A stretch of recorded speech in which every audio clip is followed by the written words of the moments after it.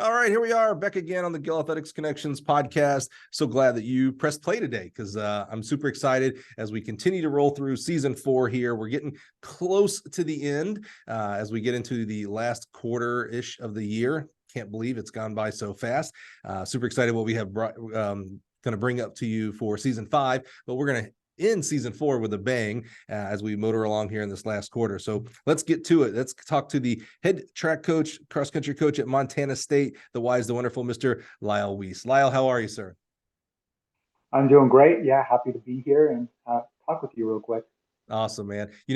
Behind the scenes, listeners, we had a bear of a time to get this actual recording, not scheduling. Lyle was awesome. We scheduled this quick, man. I really super appreciate that. We had technical difficulties that I've never had before. And Lyle, as I said before we hit record, someone did not want us to record today. So we have battled through whatever demons, whatever you want to say. We battled through the technology demons to get this on wax today, man. Yeah, we persevered and now we're here. No pressure, but that means like we have to drop some real fire knowledge here for listeners and everybody today. No, like I said, no pressure. Well, Lyle, somewhere along the way, assuming you were an athlete, coaching had to change for you.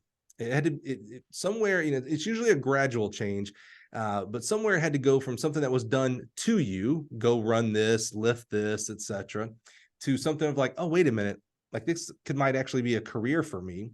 Where does track and field, coaching track and field, where does all that begin for you? Yeah, so when I started college, I didn't have any intention of becoming a coach. And as the years progressed, I obviously got more and more into track and field and cross country, and just loved the environment of it. So as I reached graduation, I think I was thinking about it a little bit in the back of my mind. But yeah, after I graduated from college, I kept running and in training. But then I started throughout that time. I moved to Minneapolis. I lived there for a year. Was part of a training group there, and I moved to California, and I was part of a training group there.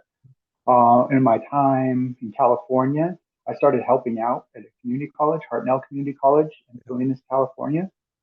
Um, so yeah, that was my first coaching role.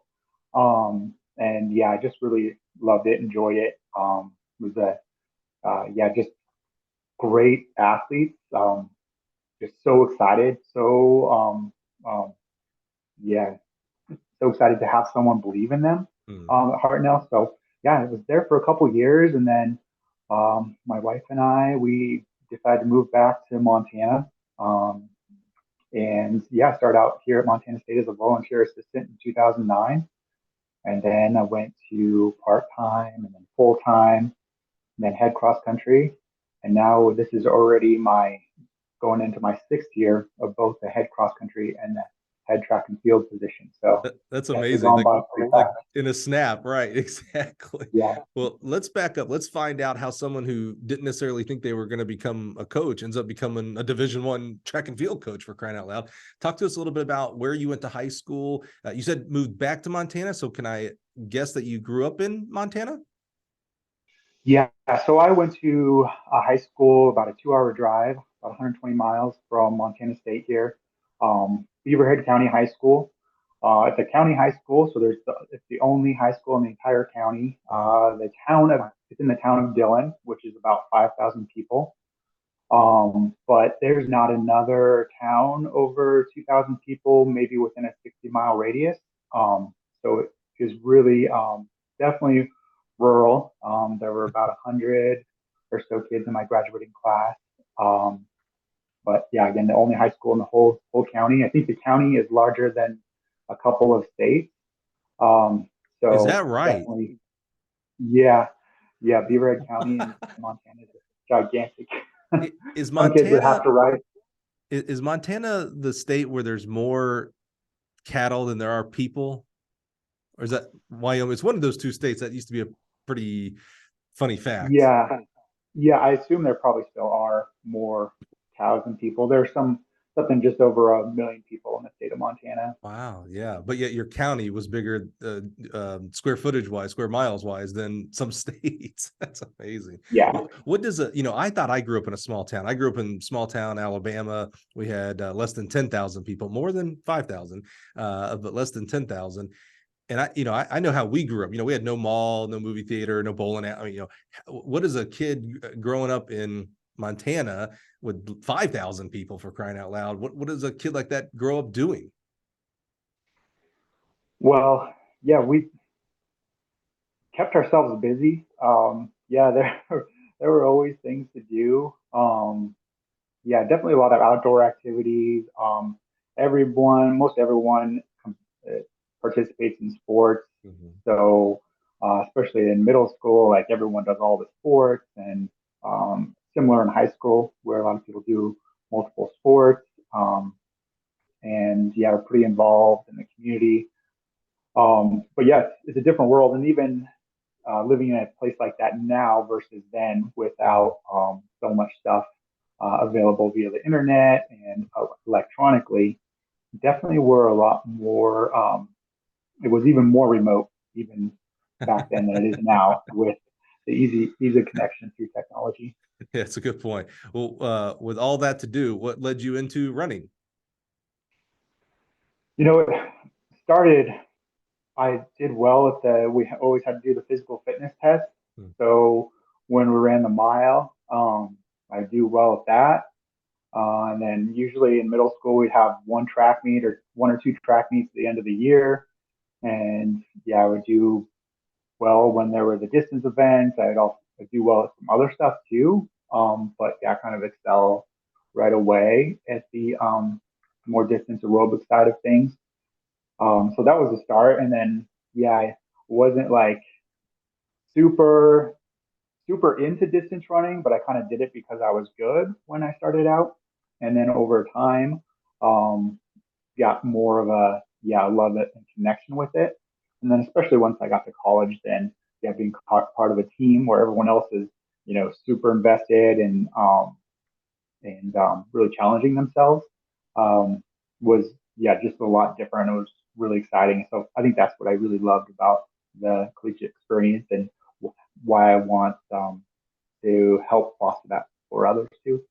You mentioned in the high school, before we get on to the college side here, that most of the students participate in some sport or maybe activity there at the high school. What was it like on your high school team in regards to like the coaches and how they interacted with you? Was there much coaching? Sometimes we have plenty of athletes who were doing kind of their own thing. The coach didn't know anything. We had one guest, I wish I could remember who it was, who trained themselves out of Runner's World magazine. The coach didn't know anything. I was like, all right, that sounds like a good workout. Go do that. Yeah, so we had a smaller team in high school, but we were able, we had a full team and coaches that were, yeah, they were really into it, really into the people and supporting the people on the team. Um, Definitely, like when I was in high school, it wasn't like a strong history of, we weren't consistently even winning a state in Montana, and we were in not even we're in the second largest classification, but still not a really strong classification. Um, so yeah, not like definitely the sports cross country distance, especially back then, was not. They were not what the town was known for. So yeah, definitely had great supportive coaches. Um, but yeah, it was maybe a limited number of people competing at a super high level. And you mentioned you go on to run in college. I mean, that's no short thing here. I mean, no matter what level, that takes obviously some natural talent, but some coaching and some internal will as well. How did you get up to that stature? Um, So just maybe going back to high school a little bit, I didn't run very much. I mostly ran just during the season and maybe Mm. ran 25 miles a week. So when I got to college, quite a few of the first days of practice were the longest I've ever run. I remember the first time we did a workout, I think it was a tempo run, and and we went like 4.5 miles, and I went faster for that 4.5 miles on a pace per mile than I'd ever done in a race in high school. Wait, okay, hold on. Stay right there with that memory though. I couldn't imagine. You get comfortable, especially as a high schooler. Come on, let's give a lot of grace to high schoolers. You know your pace, you know your paths, you know your miles, you know what your quote unquote long runs might be then. And then you said on the first day of college practice, you go longer maybe than you ever had, and faster certainly than you ever had. Any like, oh crap moments during that? Like, oh, maybe this wasn't really what I should be doing. No, not really. I don't know where like the confidence of kind of feeling like I could do like whatever it was anyone else was doing. Yeah. Um, I think just because I didn't know any better, but I just assumed I could do that. Um, yeah, I remember having blisters on my feet because I'd really been running during the summer, and I showed up and I was running a lot more. Like, oh man. So I do remember like it was a lot more, but I was mostly just excited about it and kind of up for the challenge. Huh. And what did you go into college thinking you wanted to be? I grew up wanting to be a firefighter and a policeman and all that kind of stuff. What did you go in thinking, I'm going to major in this because I want to become a.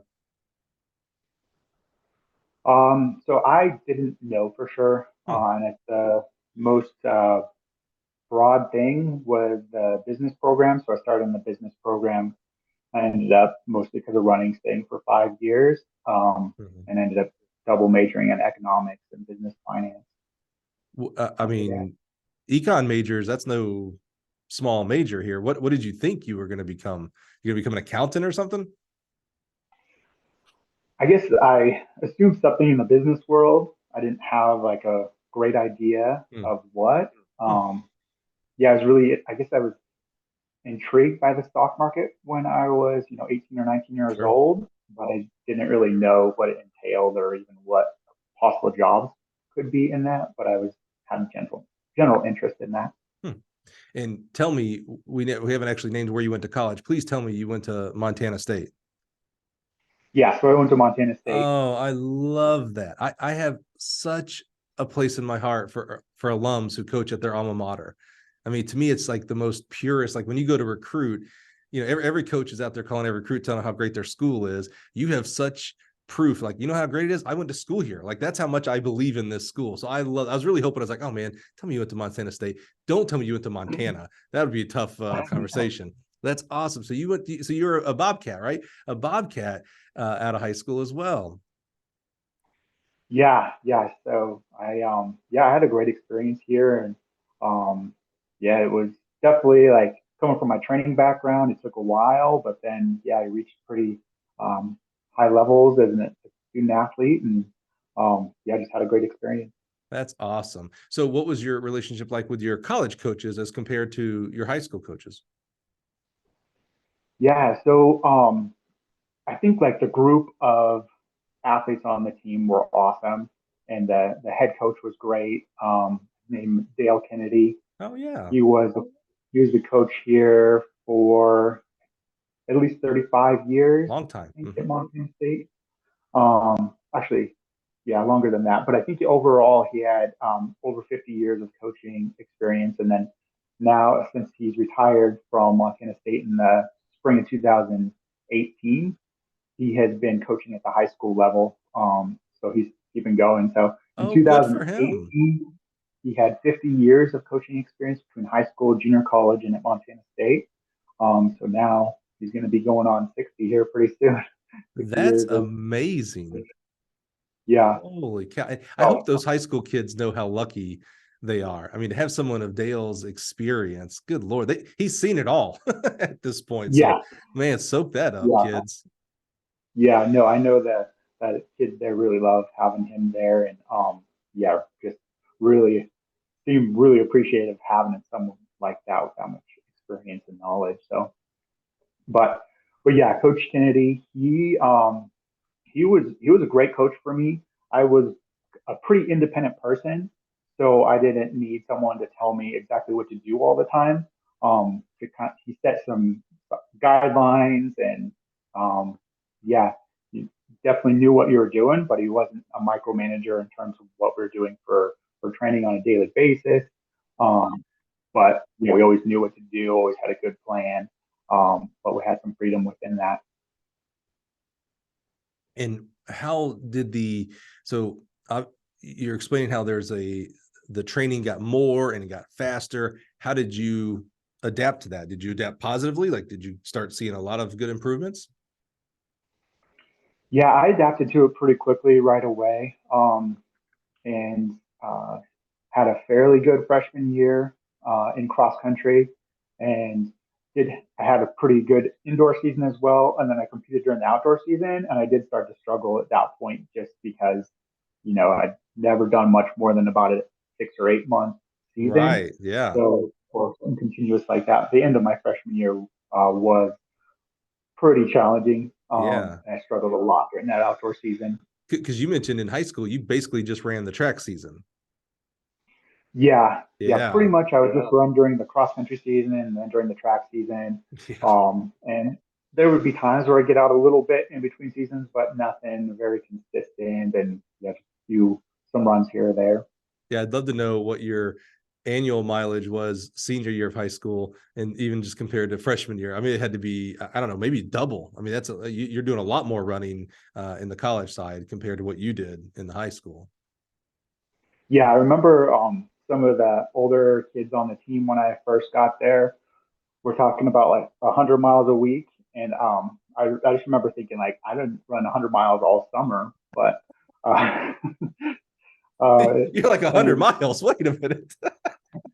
yeah, yeah. But after a few years, I was definitely also running 80, 90 miles a week during the summer. So yeah, There's I some got weeks I used to don't it and adapted. there's some weeks I don't drive 100 miles back and forth to work. Yeah, That's crazy, man. I can't understand.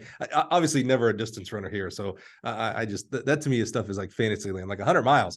That's crazy. Like, I mean, literally like that's crazy talk. That'd be like a shot putter coming to me and going, yeah, I practiced with 30-foot shot or 30-pound shot puts. I'm like, well, that's just crazy, man. Why would you do that? Just, this is not smart. 100 miles per week. That's not smart for me. It's not smart for me to do. That's for sure.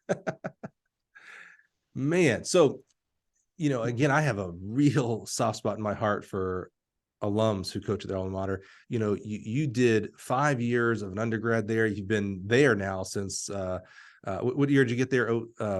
09, right? So you've been yeah. there, 14, going on 15 years now. So you got a lot of memories on that campus. Is there a special for your undergrad? Is there like a special place, like whether you hit a PR in a race or the track, or a fun time, just a great memory of that campus as it relates to your track and cross country? Yeah, that's a good question. I think there's memories all over the campus, and the campus has changed quite a bit. But at the Sure. same time, there are Yeah. some places that are the same. So I think that mixture of old and new, um, and yeah, just looking at the facilities, what then versus now, Yeah. even the student population, there was probably 9 or 10,000 students on campus when I was there, and now there are about 17,000. Wow. So quite a bit larger. But yeah, I don't, not a whole lot of like specific memories, but Yeah. yeah, we still have some of the same dorms as when I was there. So when I'm talking to recruits about, North Hedges, like, yeah, I was in North Hedges 20 some years ago, but yeah. Distance runners, especially cross country distance runners, they're famous for having like their loops. Here's the 10-mile loop we always go on. Do you still have like pads and loops that are the same from when you were an undergrad? Yeah, there's definitely some runs that they do that we used to do. Oh, that's cool. There's one during when there's a lot of snow on the ground. There's a loop that goes like a 6 mile loop around the hospital, called the hospital loop. But yeah, It's good. It's good not name. very Good name. creative. Yeah, but yeah, they still do that one quite a bit, and yeah, there's a lot of trails in town. Probably like 100 miles of trails here in Bozeman. Wow. Um, and then so yeah, a lot of those trails were out running, and I ran on after college and still get out and run on a little bit. And the team runs on them. So That's really cool. And as you go through college, you mentioned after college, you go on to run up in Minneapolis and then over in California. We'll talk about those in one second. But as you're transitioning through to that side of your life, no no thought of coaching at all still at this time? Yeah, I think as I was graduating, I thought of it as something I would like to get into. But I kind of didn't see the path for it because I had like the economics and the business finance major. I felt like I should get started on that. I was also still wanting to compete. Um, so I didn't know exactly what that path forward Mhm. could be.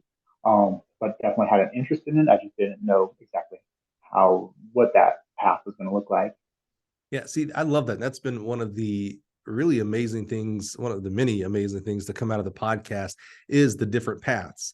When you're a 18-year-old and 22-year-old kid and athlete, you think just by the nature of what's been happening to you, coaching happening to you, you think like, oh, they're all exercise science majors, maybe at worst they're physical education majors, but they're all biology, they're all something, like maybe they're even coaching Yeah. majors, but which there is none, right? It was just like, you never think about that. And then as you sit down with 200 plus coaches here on the podcast, and it's like, oh yeah, business majors, finance majors, certainly some kinesiology, exercise phys majors, absolutely a few of those.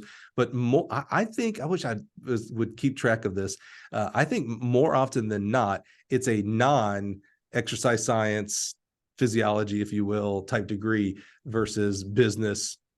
Teaching is probably the most common, I bet, if I would have kept track of everything, but not like science teaching, but like English and history. A lot of history buffs in the coaching world, I've found out.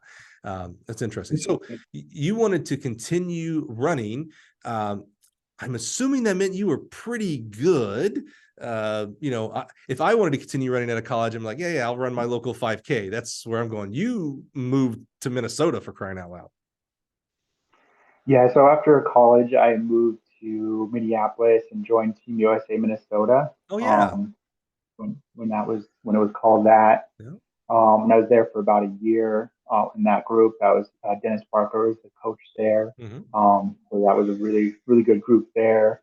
And then after that, How did you, so hold on, because what's interesting is I think today it's easier. You mentioned about like growing up in your hometown, how much maybe you didn't say this word easier or different for sure. Kids are growing up in your hometown versus when you did because of electronics, social media, internet, etc.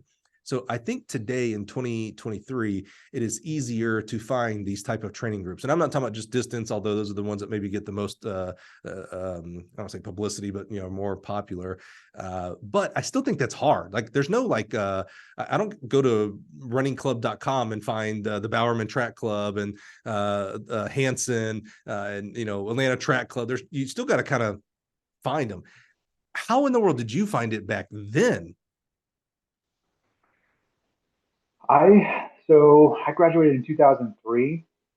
So there definitely was stuff on the internet about it. Some, sure. Um, yeah, there weren't very many post collegiate options. I think That's a good point. Nike Oregon project was kind of getting going around that time, Mm-hmm. and there was that fitness, Team USA Minnesota, and then maybe Hanson's would had just started, or maybe they had more of a marathon focus Mm-hmm. at that point. Um, so yeah, there were just like a few options, and I probably heard about them from different people and saw some information on the internet, and um, yeah, so decided to join Team USA Minnesota. And what made you move to Minnesota? I mean, that's a haul. And you said Minneapolis, so that's way different population wise from what you're used to. Yeah. So mostly, yeah, I just thought it was a great support system, and felt like I wanted to be a part of a group and not training on my own Mhm. at that time. So yeah, just thought it was really important to be part of a group. And you mentioned you're married. Is this pre-marriage? So yeah, that was pre-marriage. Okay. But yeah, my wife and I we were both on the team together. I was a year Yeah. older than her; she's a year younger. So yeah, we started dating in 1999. So, and then we were engaged about not too long after I graduated, and then we got married in 2005. So Yeah. Because, yeah, kind of pre-marriage, but in the same.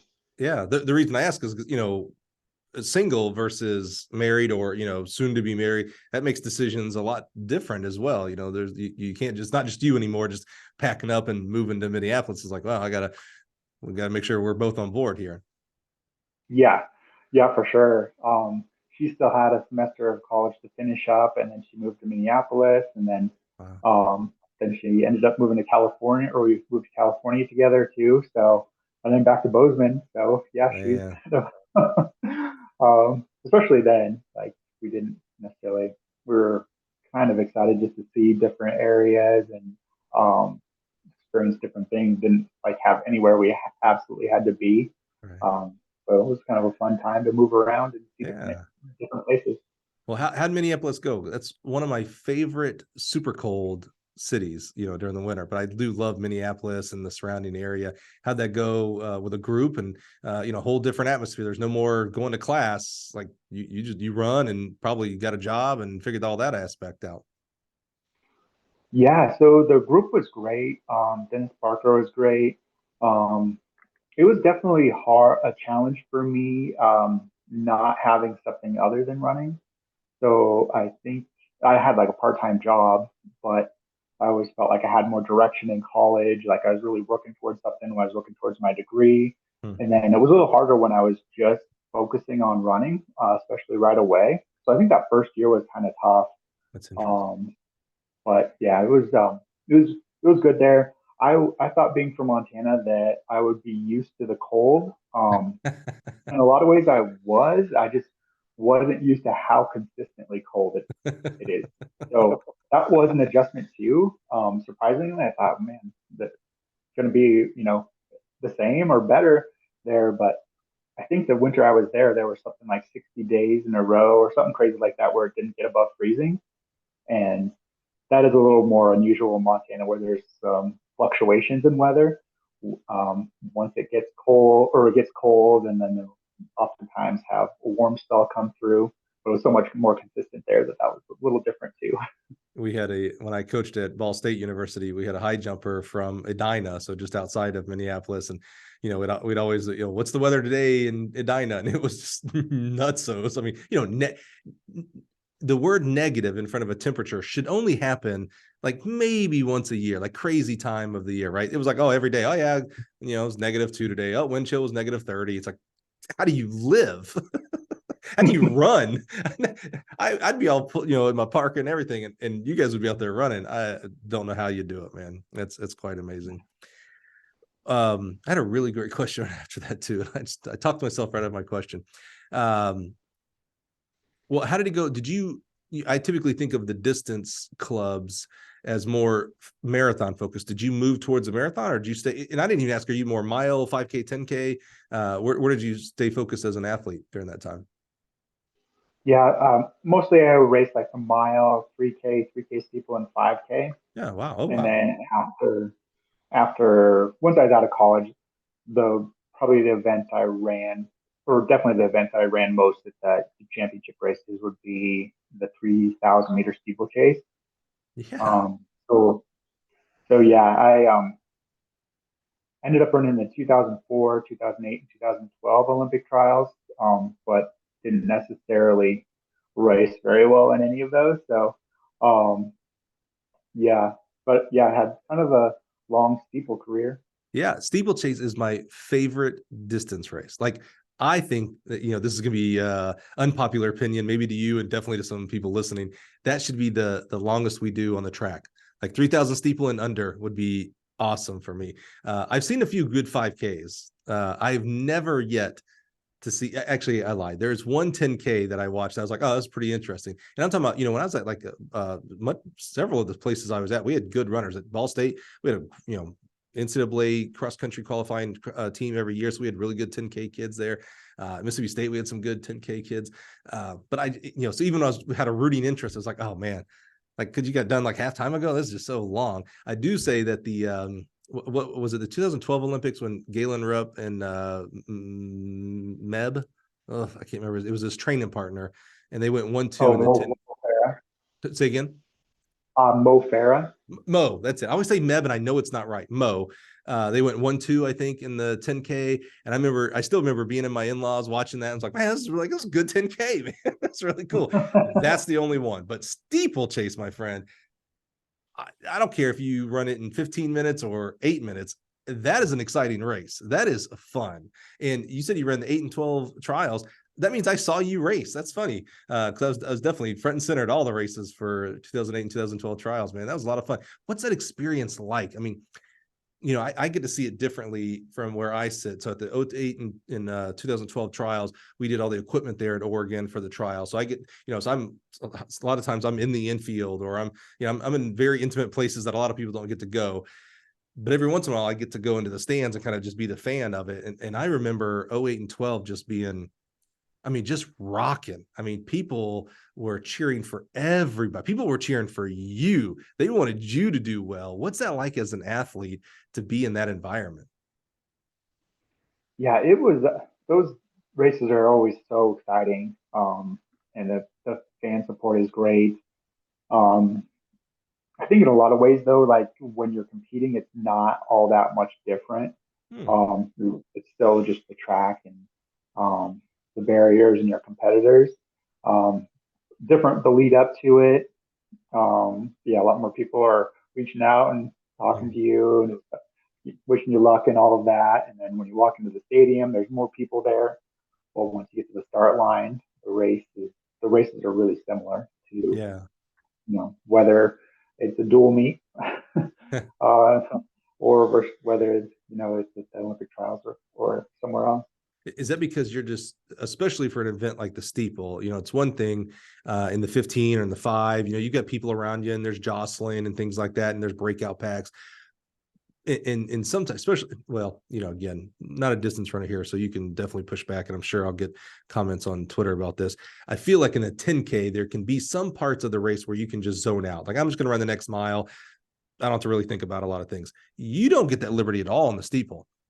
Every 80, 90 meter, whatever it is, there's a barrier. You've got to make sure you are focused, that you aren't zoned out. And then of course, every lap you have the water, which has its own issues with it. But when you say that it's the race is the race, so you've got to be in it, is that because it's the steeple, or is that your mentality when it comes to racing?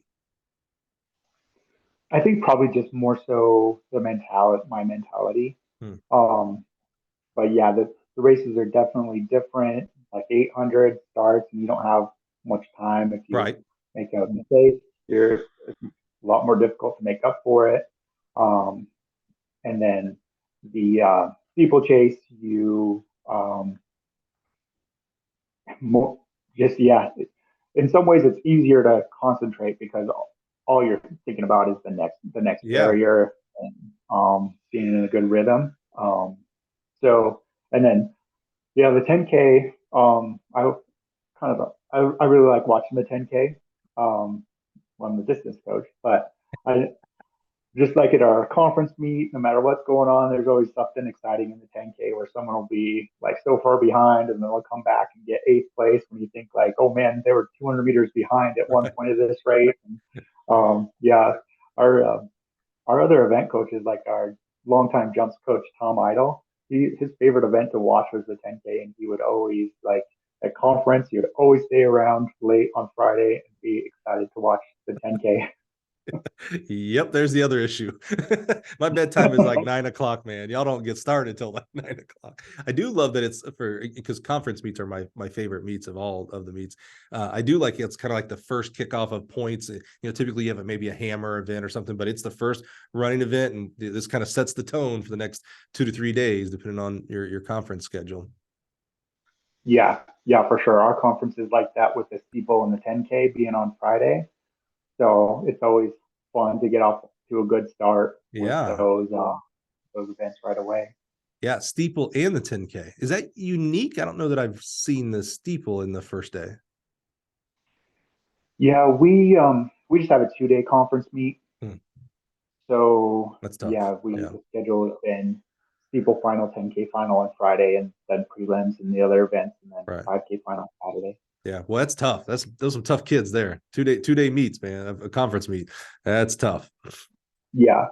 All right, so you're in Minneapolis, you're freezing because that's what you do in Minneapolis. And then you decide, and I almost said you went to warmer weather, but there's certainly cold weather, not Minneapolis cold, but there is cold weather in California if you head up north.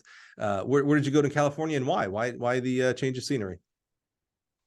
So I went to the Big Sur Distance Project, Oh yeah. and before that, it was called the Team USA Monterey Bay. Hmm. But Bob Seveny was the coach there. But that was a really solid group of guys there. That group ended up not lasting. The funding for it didn't end up lasting that long. So it was pretty much once I moved down there, like a year or so, that was it for that group. So then I was just training on my own. I started working in an appraisal office, real estate appraisal office, and then later started volunteering at Hartnell Community College. So yeah, I was pretty busy there for a little bit, and then once I started volunteering, then I decided to do like an online master's program. Oh. Um, so got to basically a master's in athletic administration online, Huh. which didn't seem as hard after working in the private sector, working 8 to 5, writing pretty much 8 to 5, but writing reports, long narrative appraisal reports. Hmm. Doing the schoolwork didn't seem as hard, so I could get through that a little quicker. So, and you got your master's in athletic administration, so there was definitely like, oh, okay, I think this might end up being my path, whether it's coaching or maybe something in athletics. Yeah, yeah. So once I started, kind of the end of 2006, volunteering. Well, started as a volunteer at Hartnell. Um, yeah, kind of got the idea that that's the direction I wanted to go. Um, so probably that spring 2007, maybe started in the master's program Hmm. and maybe finished in 15 months or so. Wow. So I asked you earlier about that first day of college practice, and you're running farther and faster than you ever have. Was there ever a, oh crap, maybe this, there's nothing wrong with being a regular student. I don't have to be a student athlete. I'm always curious, especially for someone like you who did a couple of years outside of your college athleticism, weren't necessarily eyes on the prize. I'm going to be a track coach. So now you're at Hartnell, you're actually coaching. That's different than being an athlete. That's different than looking at the paper. All right, today's 5 by 1 mile. All right, I'll do that. It's now figuring out what are you going to have the athletes run, and how do you conduct yourself around the athletes to motivate them, keep them engaged, etc. Believing in you and the workouts. What was it like that first year of Hartnell? Because you still had a fork in the road. You could have done that first year at Hartnell and be like, oh, actually, you know what? This is different than I thought. Let's pivot and I'm gonna go become an administrator or something. But you obviously kept at it. Yeah, so it was a pretty smooth transition because there was a distance coach and I was assisting or helping out with them. So it was a pretty small coaching end of it. So it was made the transition a little easier. I didn't go into like immediately like being the lead event group coach for this group of people. Went in there more like just in a supportive role for them, spending some time with them. Just really liked the athletes that were on the Hartnell team, and was only there for 2 years or less than 2 years, but I still follow and still know so many of those kids from the time at Salinas or in Salinas at Hartnell Community College. So yeah, the transition was pretty easy just because I didn't like immediately have a bunch of responsibilities. I was Right. more a supportive role. But you got to see what the distance coach was doing on a day-to-day basis. So you get to see like, all right, either I don't want to do this, or, oh yeah, okay, I can lean into that. How did you, as you were kind of, I don't want to say shadowing, because you were involved and, very much a supportive role, which that's extremely important as well. What did you think about in that role as you saw what he or she did in their role? Yeah, it was really fun and interesting. So the coach there, Chris Cepeda, he's just done an incredible job at Oh Hartnell. yeah, he He's has. I know Zepeda, right? Mm-hmm. Yeah, and he's awesome. And he was pretty young then too, and he was so intense, and it was so interesting. Just he was a lot different than my college coach, Dale Kennedy, Uh, and I was amazed at how he did a great job of challenging the kids, and a lot of them maybe had very little running or very limited running for a background, and yeah, they started on the team, and the training was intense. Um, and he demanded a lot from them, and they just loved it. They just loved being in a situation where people had high demands of them, and we're going to push them to do things that were, you know, pretty daunting, mhm. especially for a lot of them didn't have much of a training background. So it was great to see that, and for me to have the experience around a coach that was so different than my college coach. Um, and Coach Kennedy was demanding too, in his own way, but more like consistently over time. But yeah, Coach Zepeda, especially then young, he was fired up and he was challenging those kids, and they were loving it. You said you were there for, call it, 2 seasons. Where to next after that? Yeah, so I either started late 2006 or early 2007, like, um, and then yeah, we moved back to Bozeman after that in the fall of 2009. Move back with the idea of coaching at Montana State, or just this is closer to home and we know Bozeman? A little bit of both, Hmm. but um, yeah, mostly to get the experience as start as a volunteer coach, and then be closer to family and friends as well was definitely a part of it. But yeah, kind of with the idea to get the experience as a volunteer assistant and then move from there. And how, catch me up on the number of years when you graduated to when from Bozeman and then came back as the volunteer assistant coach. How many years is that? Yeah, I graduated in 2003 and then came back in 2009. Okay, so there's no more athletes that were freshmen or even recruits when you were there as a senior. Okay, because I'm always curious about, like, we have this conversation a lot with an athlete who becomes a GA at the same school that they were an athlete at, because it's like, man, on Friday you're hanging with the crew playing Xbox, and then on Monday you're coach now. Like, that's a heck of a transition to happen in a weekend, essentially. But you didn't have to worry about that; they were all gone. But Coach Kennedy was still there, so you have that. Like, okay, I'm very familiar with Coach Kennedy. That was my coach. What was it like? Because I'm always, and I might have a different viewpoint of volunteer coaches, and obviously that's changed somehow. It still doesn't seem like there's a lot of clarity on how that has changed, but it has changed in regards to NCAA track and field. But what's it like being a volunteer coach, and what's it like being a volunteer coach for your old coach? That's a different role. That's a different relationship. Yeah, so I think whenever anyone starts as a volunteer coach, they probably feel like they want more responsibilities than they have. Hmm. And that was definitely like my feeling too. Like really wanted to get it started and stuff, but at the same time, like um, you know, I knew then, and I definitely know now, like when the there needs to be that consistency of someone that is the full-time staff member that is there all the time, and they need to be doing most of the work, most of the interactions with the student athletes. So yeah, the it was great being around those teams, seeing the interaction.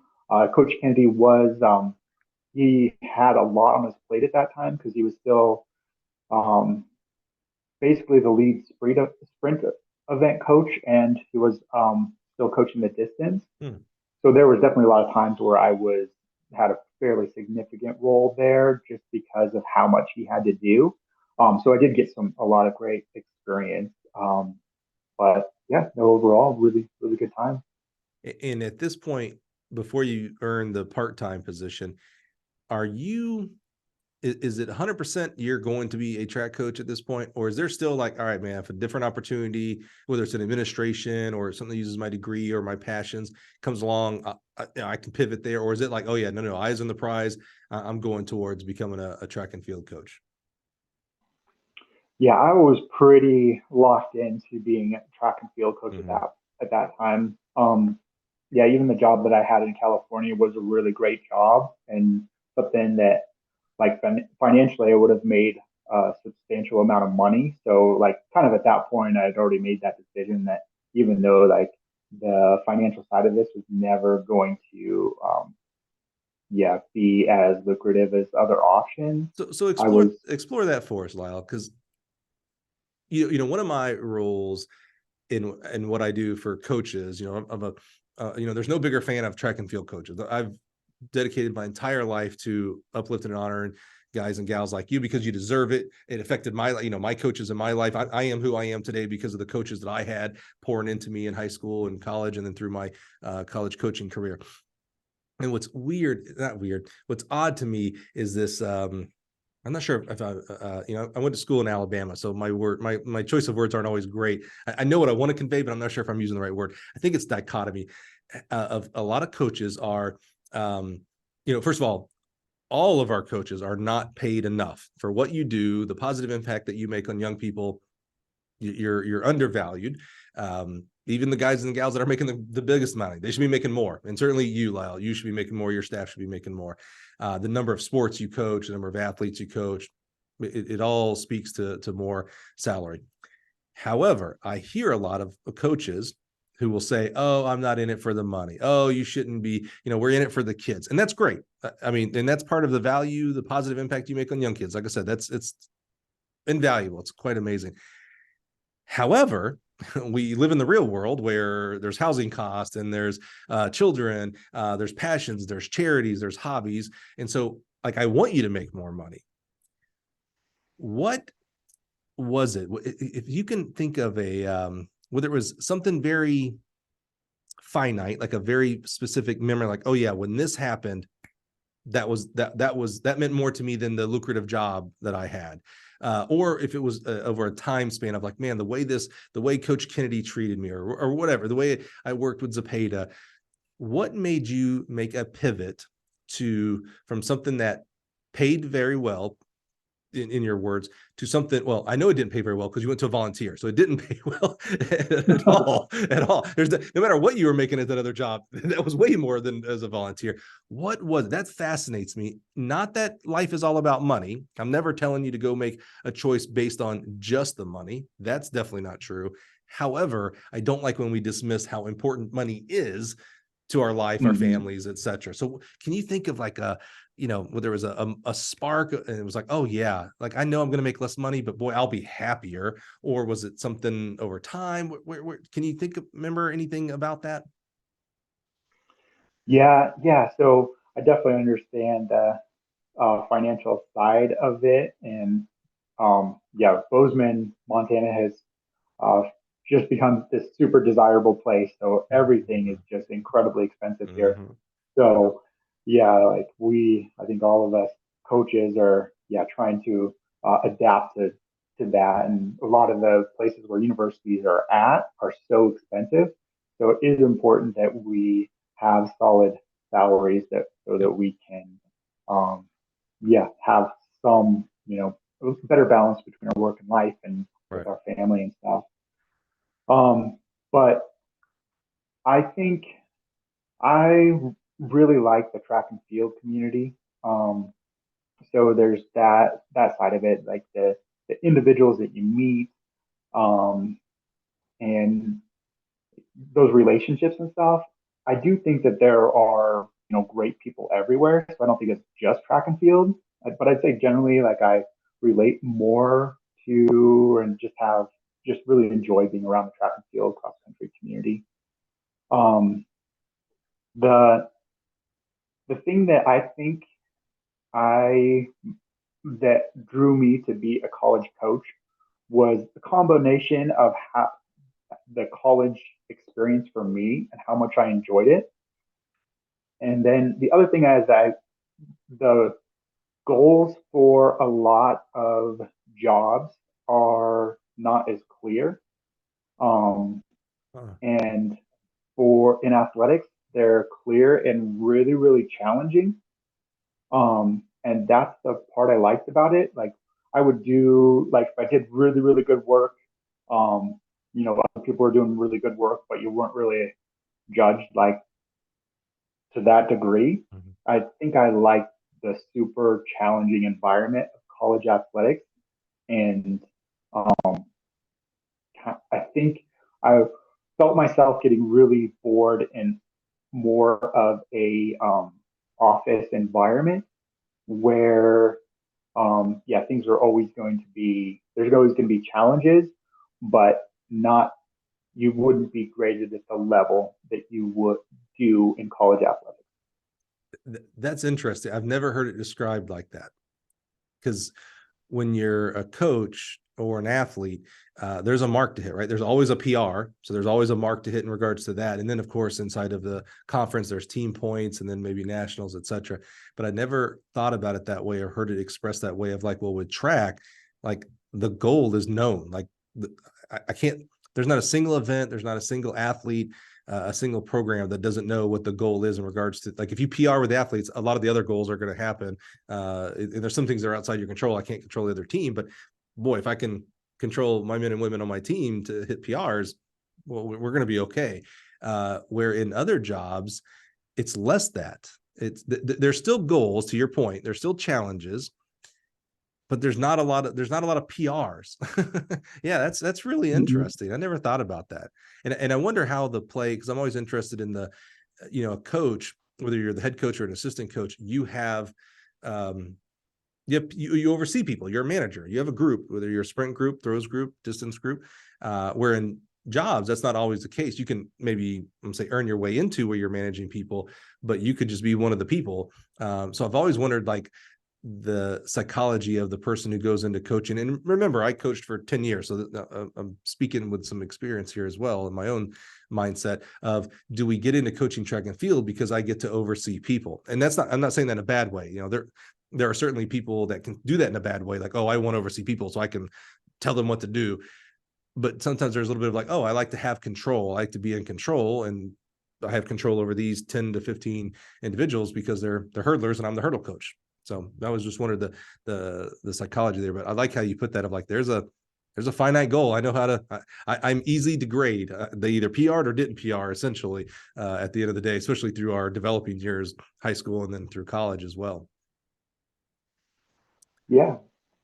Yeah, it's definitely just such a unique environment of like, you know, kind of it, even at the NCAA level, pretty much everyone is, would be an A student in track and field. But even being an A student doesn't matter. It's like, then you still have to go out there to the conference championships or to the national championships, and you could be an A plus student and you could still get second. I think that's some part that's interesting and fun about it. Yeah, that is interesting. So keep us rolling here. You go as a volunteer coach, you earn a part-time position, earn a full-time assistant's position. At any time as you're growing through, and I respect that there is going to be a different level for you when I ask this question, because it's your alma mater as well. That's a different take besides you had gone to a different university. As you're moving along, I can't imagine how happy you were when you've got your first part-time check. It's like, oh, good, I can earn money from this. That's great. That's good. That's good. And then full-time, there's a whole different feeling of somewhat of relief of like, okay, I earn a full-time salary now, benefits, et cetera, especially with a spouse and maybe family, et cetera. Was there any thought as you're going through those stages of like, I'm going to be the head coach here one day? Like, that's a goal of mine. I want to be the head coach of my alma mater. Or were you still just in the moment of like, all right, I finally hit my goal. I shouldn't say finally. I hit my goal of becoming a college track coach. I don't know where that's going to take me. So let's just keep rolling. Yeah, a little bit of both. Um, that yeah, I love Bozeman. I love Montana State. So yeah, it was always like trying to stay if possible. Um, but yeah, I wasn't like just solely focused on that. the other thing is, for those that know Coach Kennedy, when I showed up here in 1998 versus, when I was back here in like even 2015, everyone was always saying like everyone else was aging, but he wasn't. So it kind of seemed like he was just going to be here forever. Um, and he was going to always be coaching here. But there were times where he started saying along the way that he'd like me to take over as the head coach, if that ended up working out. So a little bit of both that became a bit of the vision, but at the same time, sometimes I didn't see it because you're like, oh man, I think Dale is getting younger again because he looks younger now than when he did in 1998. So I don't know what's happening. I'm sure many that's I could see that story being told 100 times over, because we do have some great coaches who coach for a long time. They're healthy individuals and they're doing something they're very passionate about. I think of the John McDonald's and Curtis Fries, where many people are like, I'd love to be the head coach here, but this guy ain't going nowhere, so I better figure out something. And I can see Dale being Yeah, one of those. yeah, Self-awareness is really important. And we have something today that we didn't have yesterday. That's perspective. We have 2020 hindsight, right? As you're going through this, and maybe as you're getting closer to being named the head coach, what's the word I'm looking for? Did you have like any expectations of, oh, I'm going to be the head coach? Or was it still like, oh no, I've still got to earn this. I've got to interview. It's not mine. It's not to be given to me. I still have to earn it. yeah, for sure. Like as much as Coach Kennedy supported me becoming the head coach, like that is the athletic director's decision. So there was always a lot of unknown, and it was pretty clear that it was going to have to be earned. It wasn't going to be just like this was going to be handed to Yeah, you. good. So, yeah, didn't know along the way, even through the whole interview process, didn't know exactly. So there were definitely some times where I didn't know the way it was going to turn out. So definitely didn't feel like I'd ever handed anything or anything was a foregone conclusion. And it's definitely more stressful that way, but doesn't, at the end of the day, again, you can kind of look back and see how you're feeling and how you're feeling today about it. Isn't that better? I mean, don't you feel better like, oh yeah, well, there was no guarantees I was going to get it, I had to earn it, versus like, oh yeah, they were going to give it to me no matter what, blah blah blah. It's still nice you're the man of the chair, but you're given it instead of like earning it. Does that resonate? Oh yeah, yeah, for sure. Definitely, um, I'm thankful for how the process played out. And then I Right. went through that whole process, and um, yeah, I think like so. I'm definitely like more on the reserve side. So I think that was a bit of a challenge, like throughout my whole career.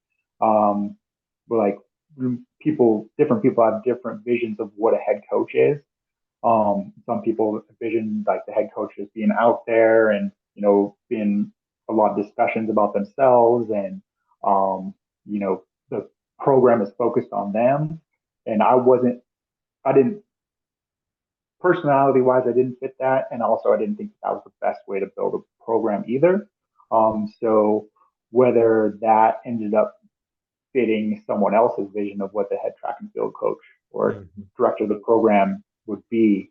I'm just thankful that it ended up being me because I didn't know exactly how that was going to play out. Yeah, I hear what you're saying there. I like that you knew and know who you are, and so you had a vision that fit that, instead of trying to portray yourself as what you thought maybe they would want. Especially if that's outside of who you are, personality wise, character wise, sometimes as well. I think that's really key, because I see sometimes people interviewing for jobs, and instead of being themselves, they act or say things that they think the head coach, I'm talking about assistant coach position here, a head coach wants to be.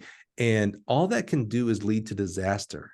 Even if you get what you think you want, and that's the job, right? So if you act one way that's not you and you get the job, well, you can't act all that long. Eventually you comes out. And then, the head coach is like, well, wait a minute, this is not who I hired. And you're like, well, this is who I am. And it's like, it's just butting heads all day at that point. That's just makes the head coach miserable. You're going to be miserable. The kids, athletes, staff, it's just not good.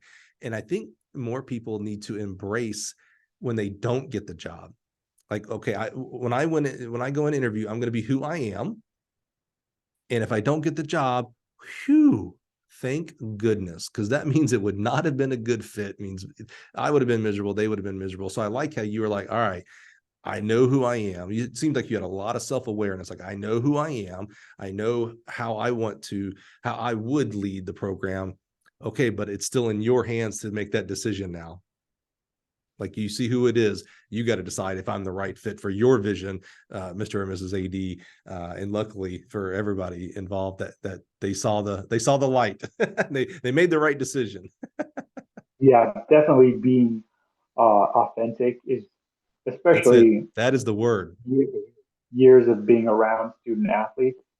Like, when there are that many eyes, and as a coach, like, if you're not being who you are, they just see that immediately. So, got to be who you are and be okay with that. And Yes. most of the time, people really enjoy that, or really embrace that, because, yeah, they just are, throughout all of society, I think people are just looking for people who are authentic.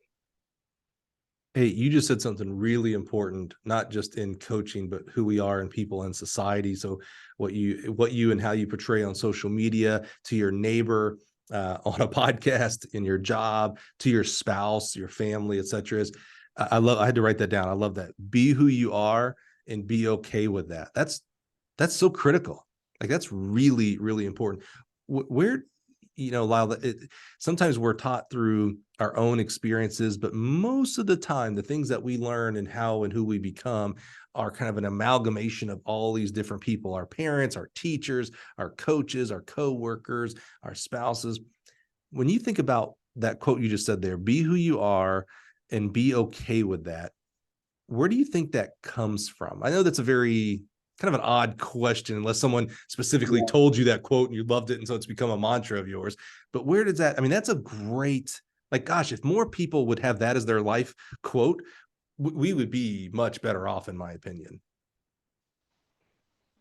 Yeah, I think it comes from a lot of areas, but probably most just seeing interaction with, even my own interaction with student athletes, and then especially student athletes among student athletes.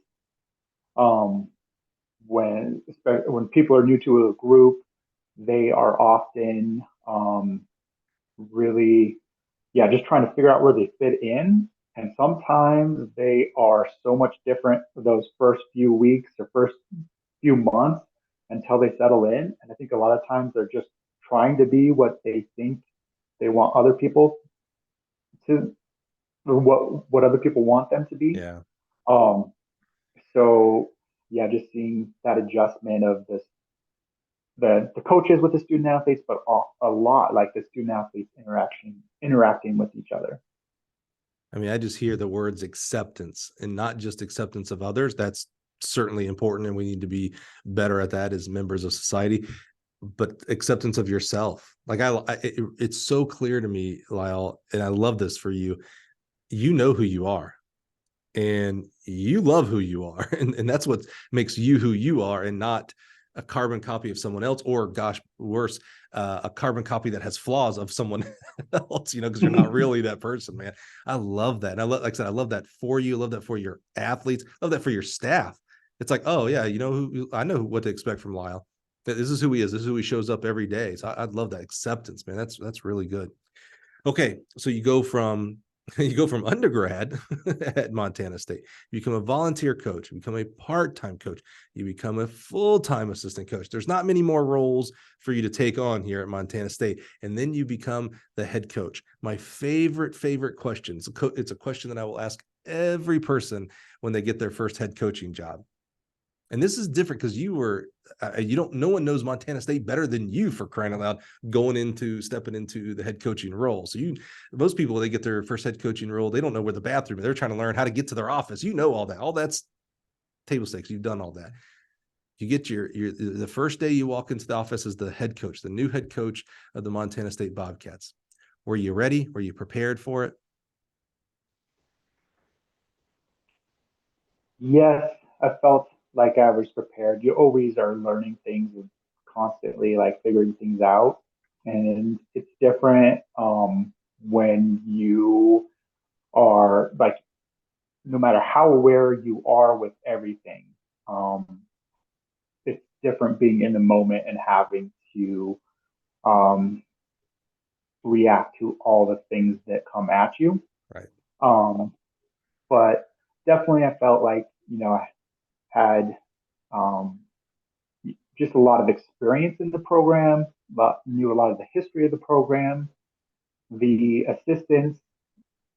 assistant coaches were people that were on the staff. We had a few newcomers, but yeah, people that I had known with the other coaches. So it wasn't a whole group of new people coming in. Um, so yeah, I felt like I was ready. There's always things, and then I think kind of going back to like being who you are. I think like right at first when you become the head coach, like you're you're trying to be who you are, but then you can't help but feel like, well, what does everyone want me to be? What are the Um, expectations? That's right. yeah, yeah. So there were definitely some challenges along the way, but um, I felt prepared. Probably going back a little bit to the interview process Yeah. with having such a long-term great relationship with Coach Kennedy. So many of the questions in the interview process with the different groups that I met with were, what would you do differently? And those were really challenging because sometimes Coach Kennedy was in the room during that. Oh no. So I'm like, really? You're going to ask that again? I think like every group I went into, it'd be like the group of, um, the staff, and then it was like other people on campus, and they'd all ask that. And I'm like, okay, this is getting more and more difficult to cover again and again. But I think that was even getting started. It was like, well, what are we going to do differently, and trying to have a vision for what that looks like, without seeming like you're being critical of your mentor, and Coach Kennedy. So Yeah, not just your former boss. That's right. That's a totally different relationship that you and Coach Kennedy had. Right. Yeah. Yeah. That would be, yeah. I don't know if there's a word more than awkward. It's like, man, Coach, I love you, but I would do this. Right. yeah, So what was, as you get into the big boy chair, it all, the buck stops here, all those kind of things, you are the head of the program. So more questions are coming to you, more demands are coming from you. You have, and not knowing, we didn't necessarily talk about this, but not knowing what responsibilities Coach Kennedy gave you as you were coming through part-time, full-time, etc. But now, if you're not directly doing it, like you may have an assistant doing it, but you are still responsible for scheduling, budgeting, doling out scholarships. Like, how many are we going to go to sprints? How many are going to go to distance, etc. Who and how are we going to recruit? You have a great facility there, so you're hosting meets, facility usage. There's just so much alumni. You're much more involved now in alumni support. There's so much more responsibilities that come with that title of head coach. As you look back now, was there something that you thought you might struggle with that you actually found like, oh, you know what? I actually kind of found my groove pretty fast on that. I didn't struggle as much or as hard as I thought I would with this. yeah, that's a good question. I I would say maybe like the really difficult decisions, like like when you're making a change to your staff or deciding who to hire, Mm-hmm. or if something isn't working out with a student athlete, making decisions there. Um, I think for the most part, those are really challenging. Um, but they're also usually like you get to a point where you know the right decision, and then once you feel like it's the correct decision, then it's not as hard. So yeah, those tough conversations I think are definitely difficult, that you have to have along the way. But I think that so those, I don't know if those would say those are easier or not as bad as I expected. Yeah, But sure. I think maybe just like got through the fear of them and realized that those are just decisions you have to make. Yeah, I think that's, my experience from my own career and definitely through my career here at Yale Athletics and through my career here as the host of the podcast. I think that might be what you talked about with staff, with hiring. Uh, we can sugarcoat it and say letting someone go, firing people, things like that. I think that is one of the most under-trained, under-thought of part of a head coaching. And I wondered, because as we were kind of talking about administration and things like that too, I wonder if is the same with administrators. When someone moves into whether it's an SWA role, an oversight role, have they been trained of, okay, you now oversee these 3 or 4, whatever, how many head coaches, here's how you should be reviewing them every year. I know you got to do an annual review, but most of the time it's like, all right, do an annual review. It's like, all right, well, I got the questions from HR. I guess that's what I'm supposed to ask and get the answers from. But, what do you take from that? And do you understand that like around here, we have a saying that if anything surprises you at your annual review, it's not your fault. It's your supervisor's fault, because you shouldn't wait until the annual review to talk and say, hey man, I've got a concern about the way you do this or that, or you're deficient here. We need to get some training for you, etc. But none of that is taught that I know of. None of that is taught to a new head coach. That is not part of your orientation of like, okay, hey, you're going to have a staff now. You're going to oversee 2, 3, 4, 5, 6, 7. Heck, in today's world now, we can have up to 6 or 12, whatever. You're going to have a staff. So let's talk about how you're going to review staff. Let's talk about how you're going to hire your new staff, what you're going to look for, and how to interview. That's a skill. And you know what? There's going to be those tough decisions. Sometimes you're going to let someone go. Well, let's talk about how you're supposed to lead up to that. It's not supposed to be just the day of and that person has no clue. That's terrible. You've done a bad job as a manager and as a head coach, by the way. Yeah. If that person had no clue out of the blue, I'm fired. It's like, where in the world? Never did I hear about this at all, right? So I think that's a really under valued and under trained aspect of becoming a head coach. You kind of just learn it on the go, which that's not a great way to do it. The other things, like a schedule, you can just repeat, right? It's like, all right, I'm going to make changes one day, but I don't know how, so I'll just do the same schedule we did last year. That's not the worst thing in the world. Budgeting, people have done their own personal budget, so you understand that you got X amount to spend, and and there's a lot of help with that, right? So colleges and administrators are very cognizant about your budget, so you get a lot of hand holding if you need on how to do your budget and things like that. But the personnel side, it's just not talked about. It's just like, yeah, go hire someone. Yeah, go fire someone. Like, man, that's important things. and that if we got some training, maybe we don't hire 10 people over 10 years. We hire one and they stay for 10 years because I did it right. So it's interesting about that aspect. Let me ask the flip side of it.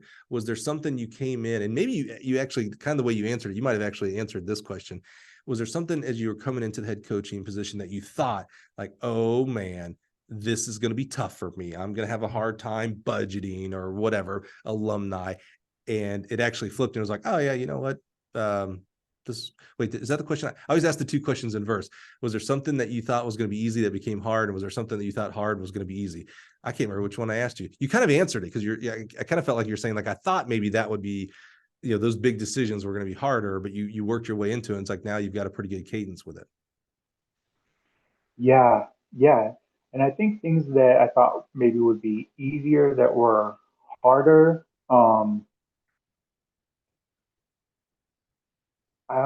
Yeah, I think there's just kind of like an unknown of when you're an assistant versus when you're a head coach, of like, how am I going to be able to do all of that?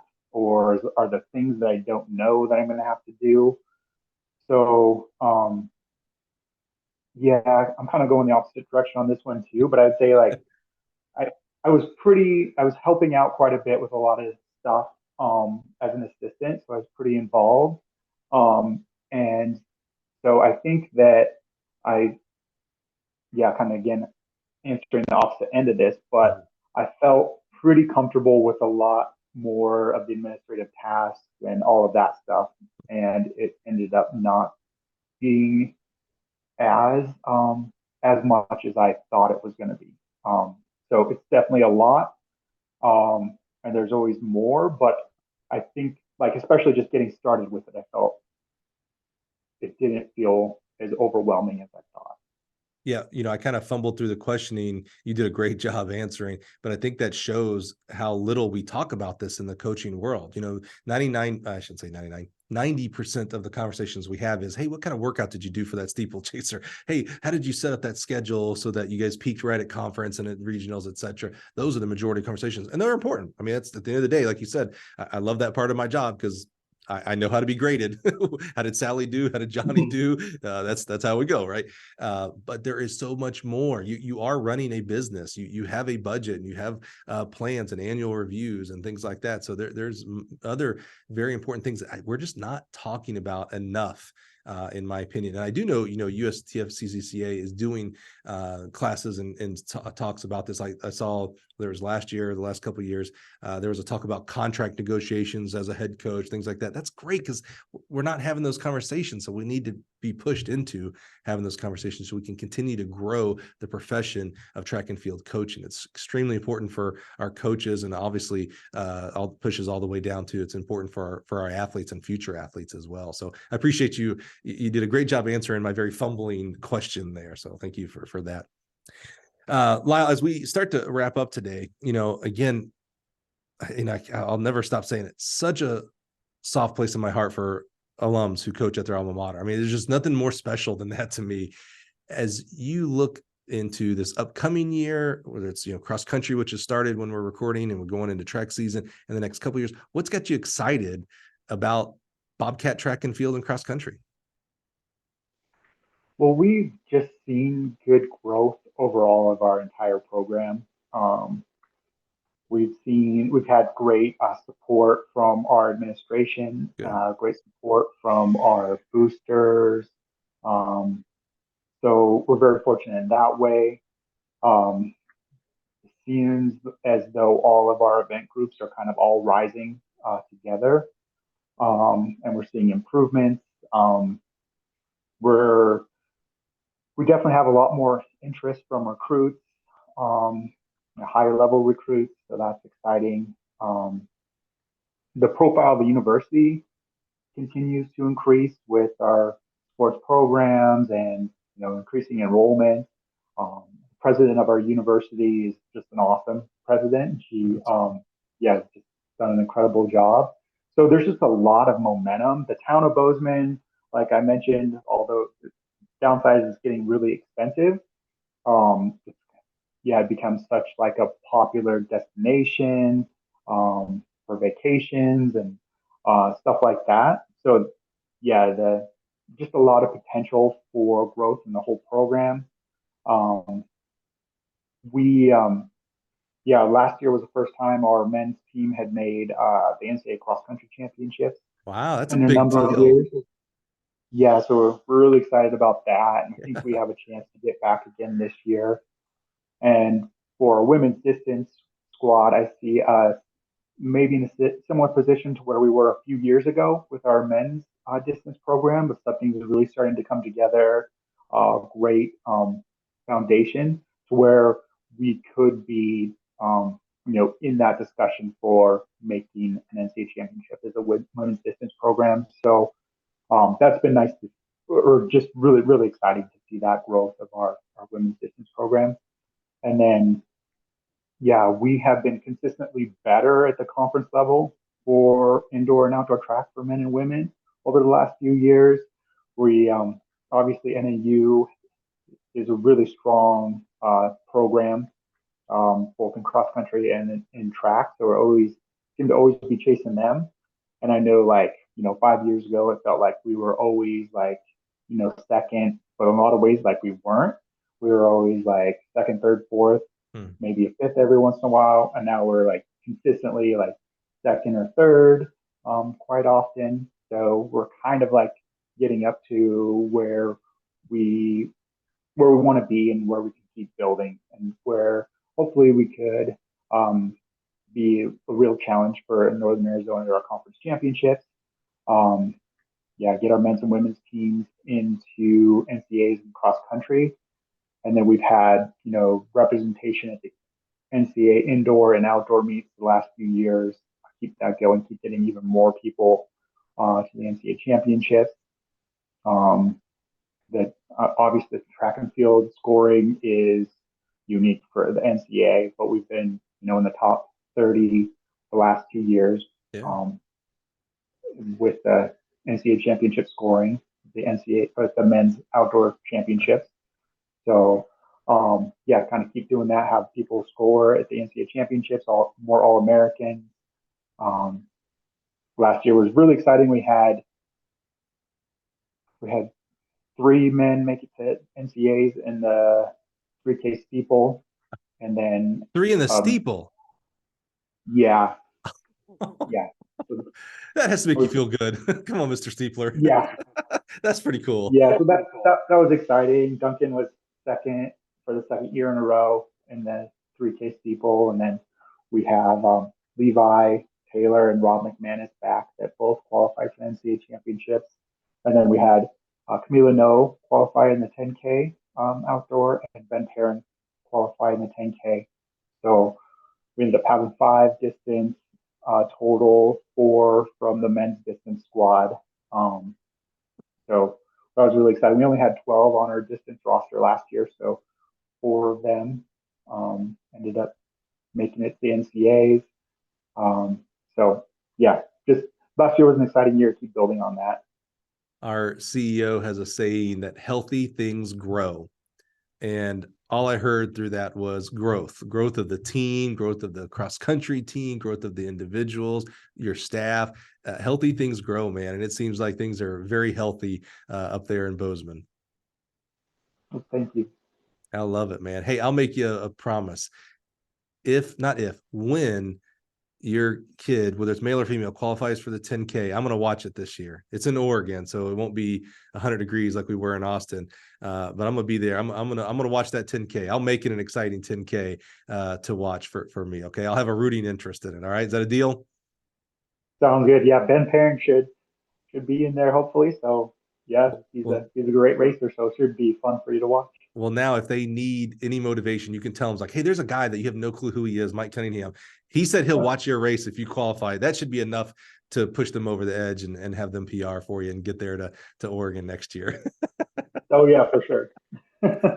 Lyle, man, thank you so much. I'm always amazed at when we have guests here on the show, because I know how busy you are. No matter when we're doing this, whether we're doing this in the summer, the fall, the spring, it's a 365-day responsibility to be a coach. And it's definitely a 365-day responsibility to be the head coach of a program such as yours. So I'm so thankful for your time, man. I'm so thankful for you persevering through our audio and technical issues that we had. It was 100% worth it. You did an amazing job. And I'm just so grateful that you would join us here on the Gill Athletics Connections podcast.